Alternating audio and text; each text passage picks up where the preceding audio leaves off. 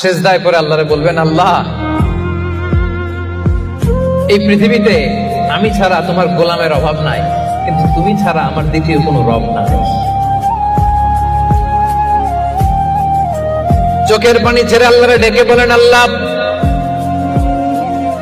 এই জমিনে আমি ছাড়া তোমার গোলামের কোনো অভাব নাই, কিন্তু তুমি ছাড়া দ্বিতীয় কোনো রব আমার নাই, তুমি ছাড়া দ্বিতীয় কোনো জায়গায় চাওয়ার সুযোগ আমার নাই।